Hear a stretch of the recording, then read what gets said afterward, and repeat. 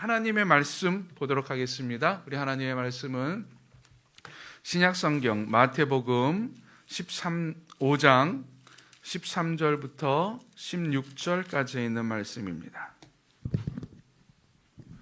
마태복음 5장 13절부터 16절까지 있는 말씀, 우리 한 목소리로 함께 봉독드리도록 하겠습니다.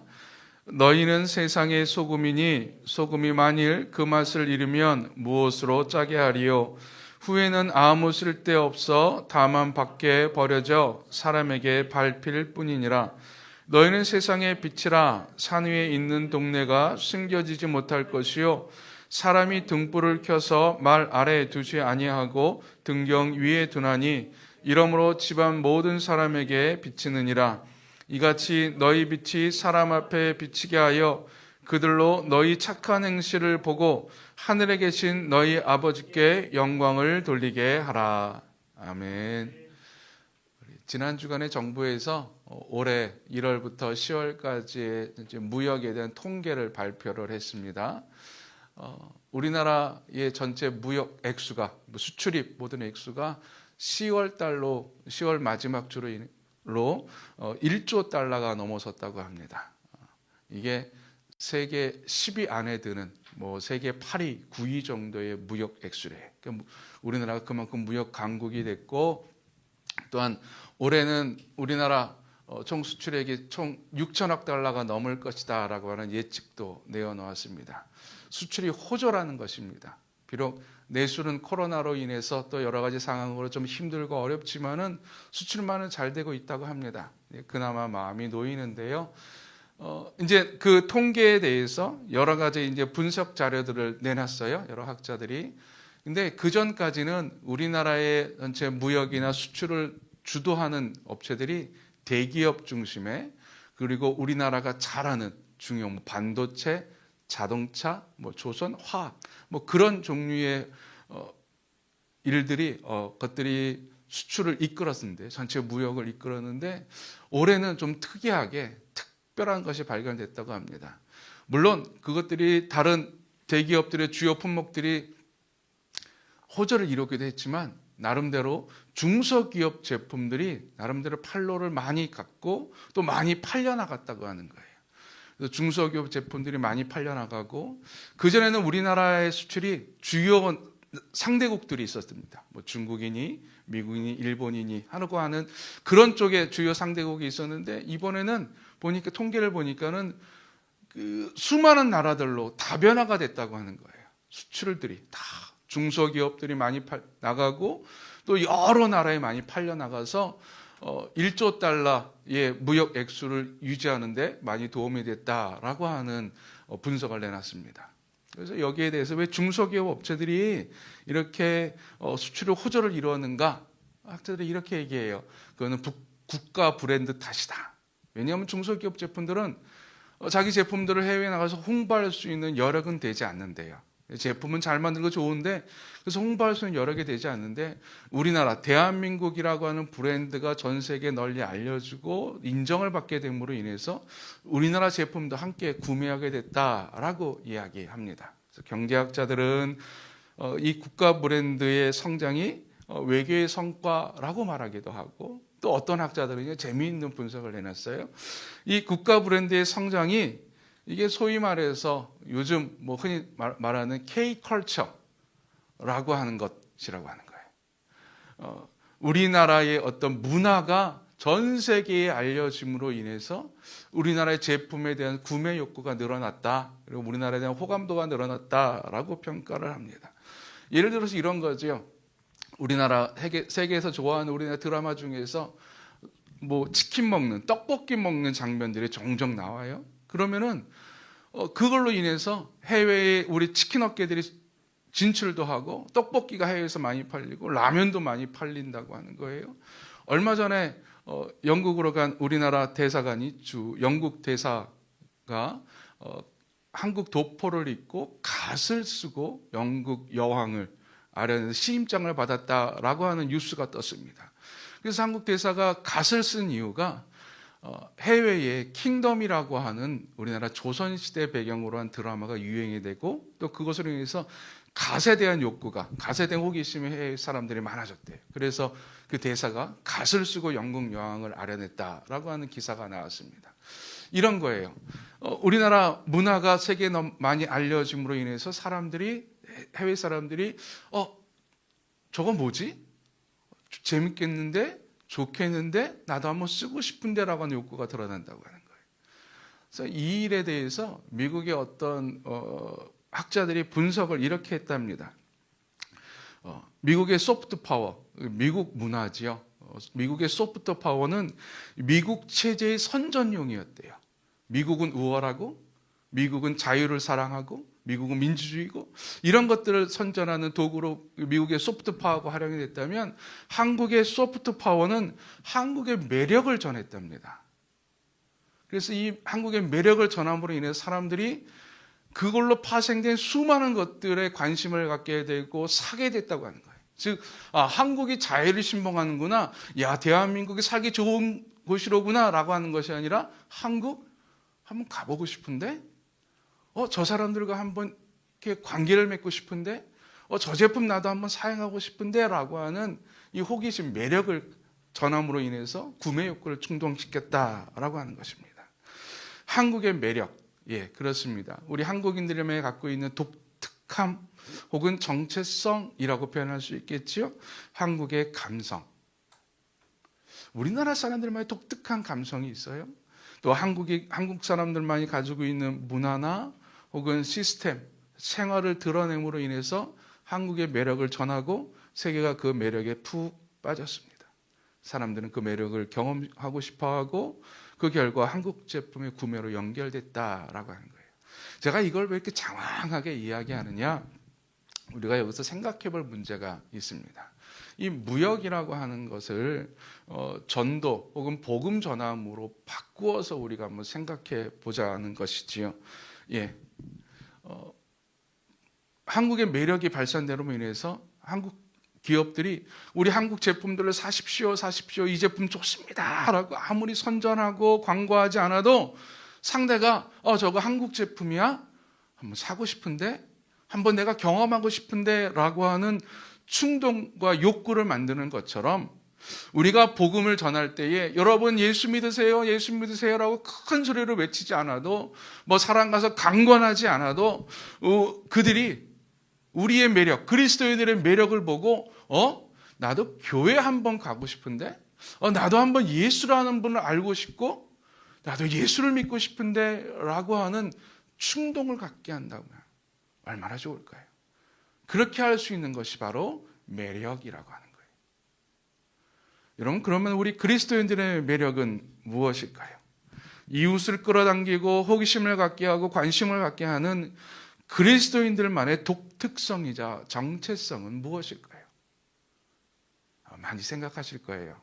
나름대로 이거 있지 않을까? 저거 있지 않을까? 생각하실 거예요.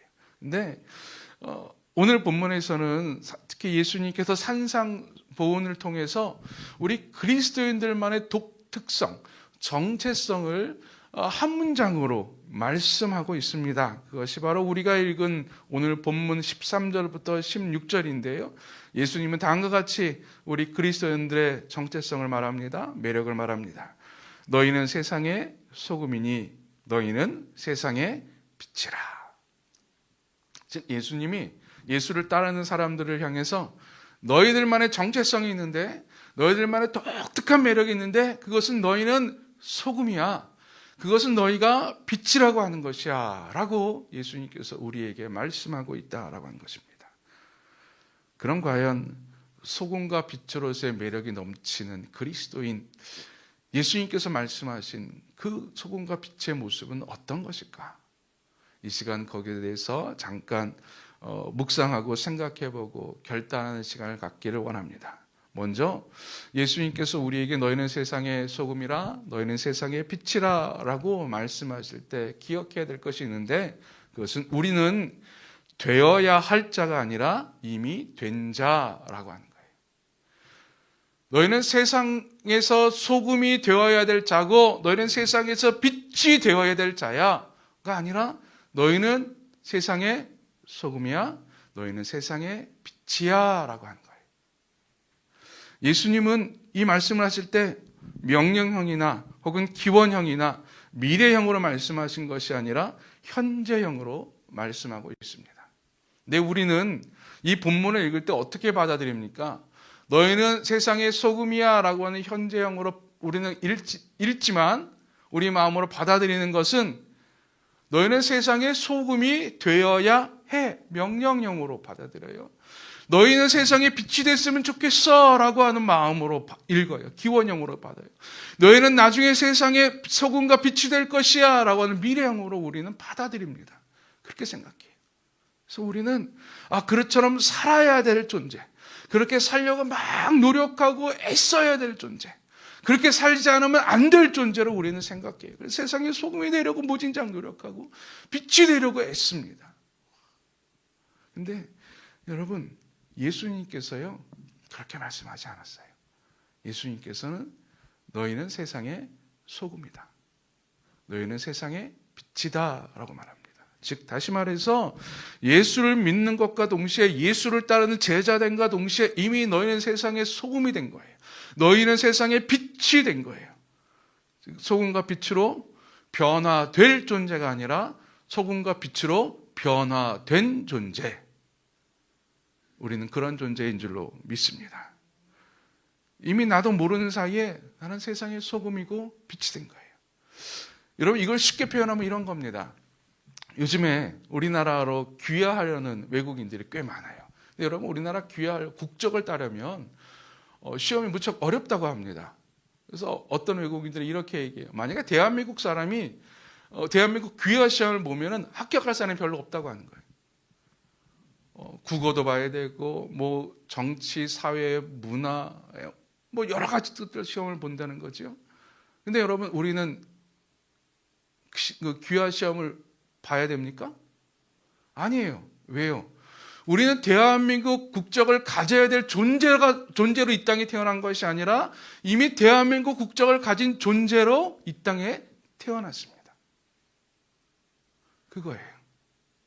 우리는 세상 소금과 빛이 되어야 될 존재로 예수를 따라가는 것이 아니라 이미 세상에서 소금과 빛이 된 존재로, 변화된 존재로, 바뀌어진 존재로 예수를 따라가고 있다라고 하는 거죠. 꼭 기억하십시오. 우리는 예수님께서 말씀하시는 거예요. 우리는 이미 세상의 빛과 소금의 매력을 갖고 있는 존재라고 하는 거예요. 한번 찾아보세요. 어디 있어요? 소금이 되려고, 빛이 되려고 막 애쓰는 것이 아니라 이미 내 안에 소금이고 빛된 정체성, 매력이 내 안에 있습니다. 예수님께서 말씀하신 것, 첫 번째가 기억해야 될 것이 그거예요. 두 번째, 왜 예수님은 우리 그리스도인들에게, 예수를 따르는 사람들에게 너희는 세상의 소금이다, 빛이다 라고 표현을 했을까요? 첫 번째, 예수님께서 우리에게 소금이요 빛이다 라고 말씀하신 이유는, 그 목적이 첫 번째로는요, 우리 그리스도인들의 자존감 회복 때문에 그렇습니다. 예수님을 따랐던 사람들, 초대교회 사람들은요, 자존감이 무척 낮을 수밖에 없었습니다. 왜냐하면 그들이 원래 살았던 공동체에서 쫓겨나기도 하고 사람들이 어울리지도 않고 소위 말해서 왕따를 당했어요. 우리 주변에 종종 학교에서 혹은 회사에서, 사회에서 왕따 당하는 분들을 종종 보게 됩니다. 학생들을 봐요. 그럼 그들의 공통점이 있어요. 왕따를 당하게 되면 자존감이 낮아져요. 나는 쓸모없는 존재, 나는 부족한 존재라고 생각이 돼요. 아니, 그런 사람이 아니라 할지라도 그 상황이 되면 그렇게 될 수밖에 없어요. 그렇게 생각을 해요. 나는 불필요한 존재인가? 우리 회사에서 아무 쓸모없는 존재인가? 나는 그저 욕먹어도 싼 존재인가? 초대교회 당시에 예수 믿는 사람들이 그랬어요. 주변 사람들이, 유대인들이, 로마인들이 그리스도인들을 향해서 욕하고 핍박하고 비난하고 왕따시키고, 그래서 그들의 삶이 완전히 무너져 있죠. 나는 이 세상 쓸모없는 존재인가 보다 라고 생각을 했죠. 근데 예수님께서 말씀하신 거예요. 그 낮은 자존감을 가질 수밖에 없는 우리에게 너희는 소금이야, 너희는 빛이야 라고. 이게 소금과 빛, 우리 지금은 잘 모르죠. 근데 예수님이 당시로 들어가 봐서요. 당시 유대인들에게 소금이라고 하는 것은 꽤 귀중한 존재를 의미했어요. 이 소금이라는 것이 얼마나 귀중했는지요. 당시 랍비들이 유대인들이 그들이 금과 억조로 여겼던 율법을 그 토라죠. 토라를 비유할 때 무엇으로 비유했냐면 소금으로 비유했어요. 즉 소금은 그만큼 귀한 존재라고 하는 거예요. 또한 빛이다라고 이야기할 때 유대인들이 사람을 향해 사람들을 보고 저분은 빛된 존재야 라고 했던 자들이 어떤 자들이었냐면 당시에 하나님의 말씀을 가르치고 전했던 서기관들, 그리고 서기관들의 제자들을 바라보고 그 존경받는 서기관들을 보고 저분은 빛이야, 우리들의 빛이야 라고 이야기했다고 하는 거예요.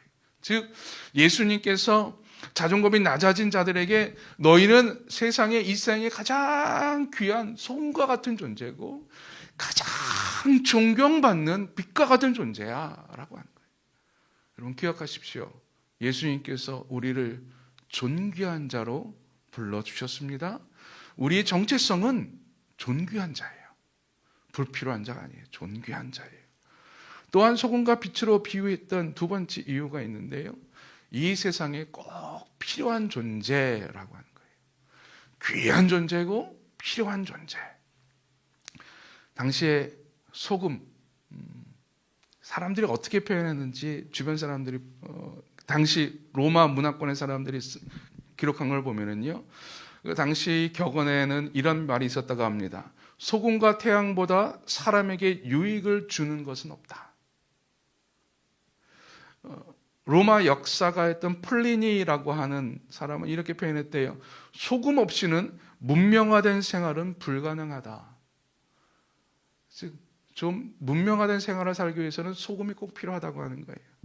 유대의 랍비였던 벤시라는 이렇게 이야기했습니다.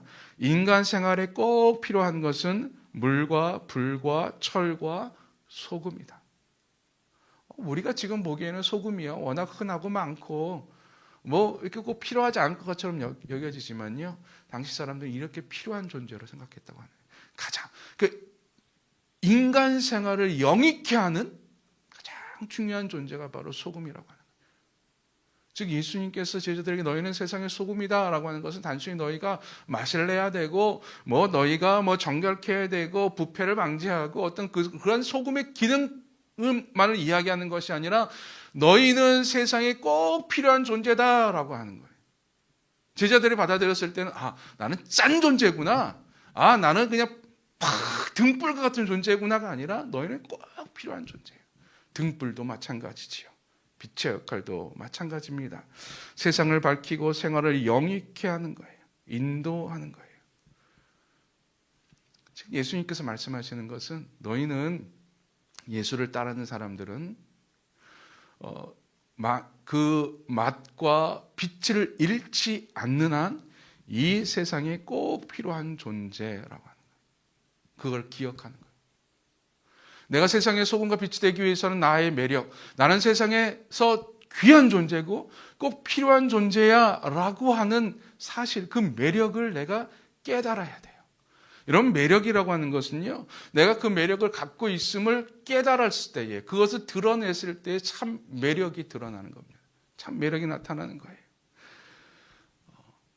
이제 문학자들이 이렇게 표현한다고 해요. 한국 드라마의 매력이, 매력은 아니에요. 한국 사람들 얘기할 때는 한국 드라마의 독특성이 하나 있는데 그거를 한마디로 심파라고 이야기한대요. 그렇죠? 여러분 드라마 보면 꼭, 우리나라 드라마 보면 꼭 눈물을 흘려야 되는 장면이 꼭 있어요. 눈물을 흘리지 않으면 드라마가 안 돼요. 그래서 우리나라 사람들은 그걸 하도 많이 봐서 심파 그러면 싫어요. 고리타분해, 구태의연해 라고 생각하는데 이번에 넷플릭스에서 오징어 게임이라고 하는 한국 드라마가 83개국에서 1위를 했다 그러잖아요. 근데 그 오징어 게임의 흥행 요인 중에 하나가 그 외국 사람들이 평가하는데, 학자들이 평가하는데 한국의 심파였대요. 외국인들이 오징어 게임을 보고 막 서로 경쟁하고 싸우고 게임하고 그런 거 스릴, 그것뿐만이 아니라 그것보다가 눈물을 흘린대요. 한국 드라마의 심파. 감독이, 작가가 그걸 집어넣은 거죠. 한국 드라마만의 독특성을 집어넣은 거죠. 매력을 아니까. 우리 드라마의 매력은 심파야. 그래서 아무리 경쟁하고 뭐 돈 추구하고 뭐 그런 거 있어도 정을 집어넣어야 돼. 눈물을 집어넣어야 돼. 그게 성공했다고 하는 거예요. 매력을 알고 드러낼 때 성공하는 거예요. 예, 우리도 마찬가지입니다.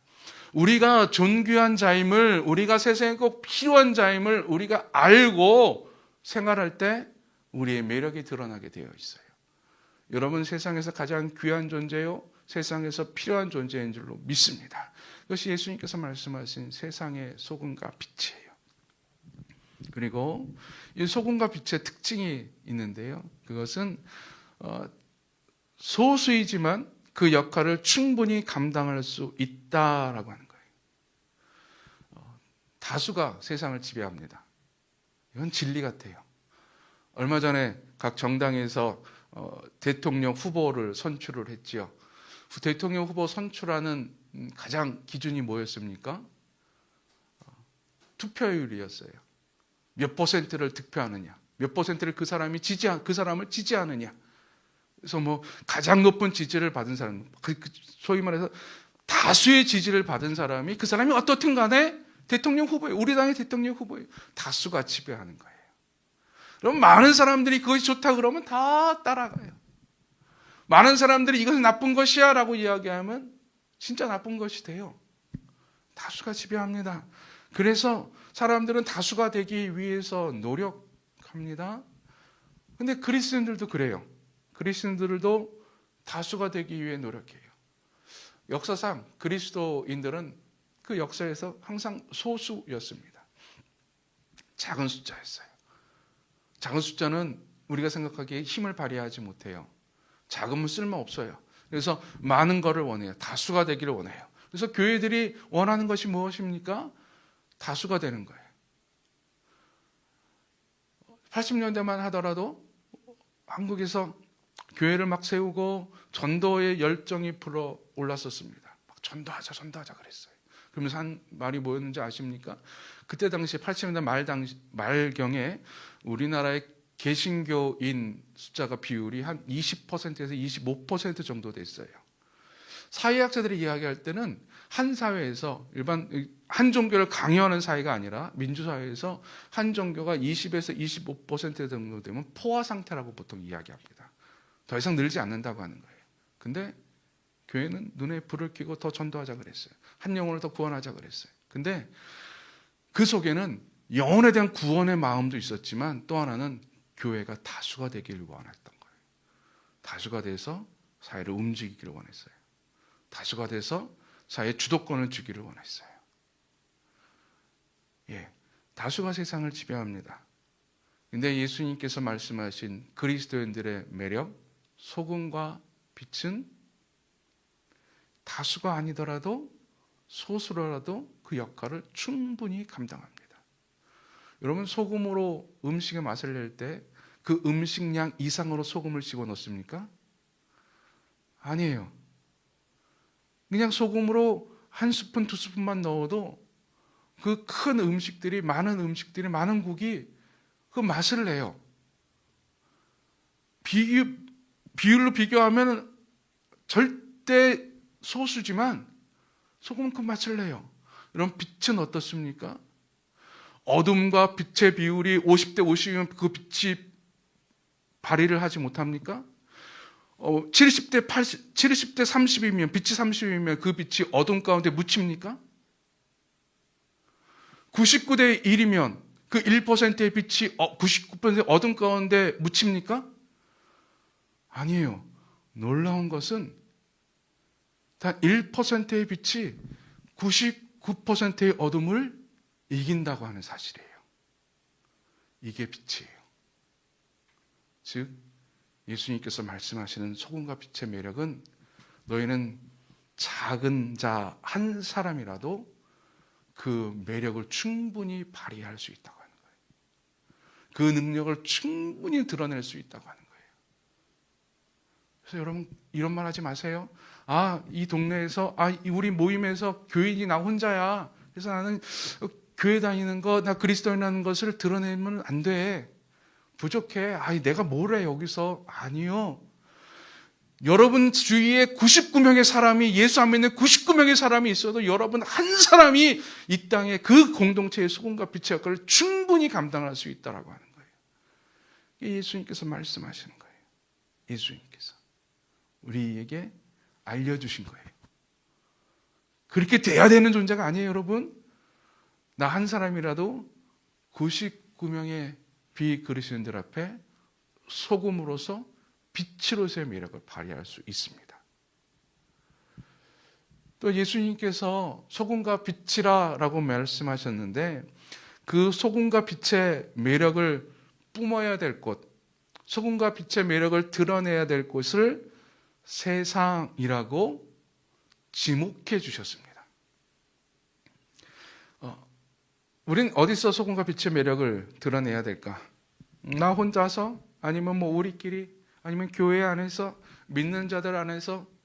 이게 더 편해요. 이게 더 좋아요. 근데 예수님은 그 장소를 분명히 세상이라고 말합니다. 13절, 14절에 세상이라고 하는 단어가 나오는데요. 13절의 세상과 14절의 세상은 조금 달라요. 13절의 세상은 헬라어로 땅이라고 하는 뜻입니다. 너희는 이 땅의 소금이야. 14절의 세상은 땅에서 좀 더 커져요. 우리가 잘 아는 코스모스, 우주라고 하는 헬라어예요. 즉, 전 우주에서 너희는 빛이야 라고 하는 거예요. 좋은 거죠. 땅, 우주. 근데요, 당시에 학자들이, 유대인들이 혹은 그리스도인들이 사용했던 단어 중에서 신학적으로 좀 부정한 단어들이 있어요. 그것이 바로 오늘 본문에 나와 있는 세상이라고 하는 단어입니다. 부정적 의미. 즉, 그리스도인들을 바라볼 때 세상은 긍정적, 좋은 세상이 아니에요. 평화롭고 행복과 좋은 것들만 넘쳐나는 세상을 표현하는 것이 아니라, 세상이라고 할 때는 온갖 죄악이 가득하고 불의가 있고 심판을 받아야 되고 멸망받아도 싼 곳, 이것이 세상이에요. 예수님께서 말씀하신 세상, 우리가 생각하는 꽃이 만개하고 열매가 있고 무릉도원과 같은 행복, 천국 같은 세상을 말하는 것이 아니라, 어둡고 아프고 온갖 죄악들이 난무한 세상. 또 그것뿐만이 아니에요. 그리스도인들의 세상이라고 하는 것은 그리스도인들을 핍박하던 곳이었습니다. 나를 핍박하고 나를 적대시하고 나를 힘들게 하고 나를 학대하던 곳, 그곳에 소금과 빛이라고 하는 거예요. 여러분, 만약에 누가 여러분을 미워하고 싫어하는 사람에게 가서 좋은 소식 전하라 그러면은 전할 마음이 있습니까?